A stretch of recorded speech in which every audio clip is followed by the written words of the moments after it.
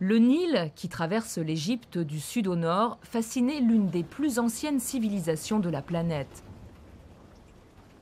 3000 ans avant Jésus-Christ, les Égyptiens seront les premiers à mettre au point une distribution d'eau particulièrement performante. Elle reste toujours en activité de nos jours. Les Romains améliorent le système.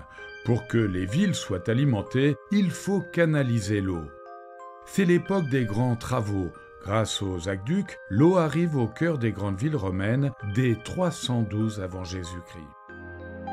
Même Lutèce, ancien nom de Paris, profite du progrès. Ces thermes antiques sont encore conservés en plein cœur de la ville. Ils se voulaient grandioses et pratiques. Ici, on prenait des bains chauds ou froids, selon les désirs. Une salle d'eau tiède était même réservée au nettoyage de la peau. Et tandis qu'à Lutèce, on commence à découvrir les plaisirs de l'eau, Rome compte plus de 950 installations de bains ouvertes au public.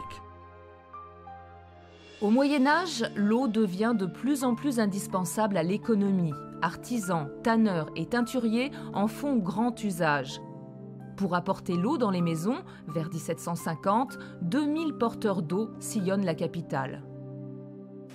Les grandes eaux pour les fêtes du roi Soleil n'effaceront pas la terrible réalité.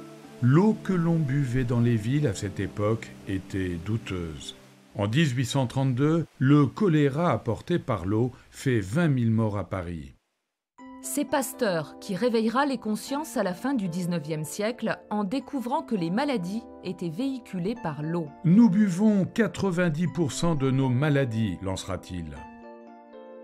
À Paris, dans sa maison que l'on peut visiter de nos jours, sa salle de bain, restée en l'état, voisine avec le laboratoire.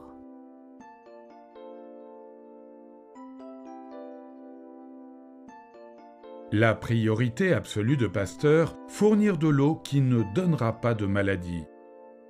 Pour stériliser l'eau, Chamberland, collaborateur de Pasteur, mettra au point un filtre joliment baptisé « fontaine de ménage ». À l'époque, c'était un grand progrès.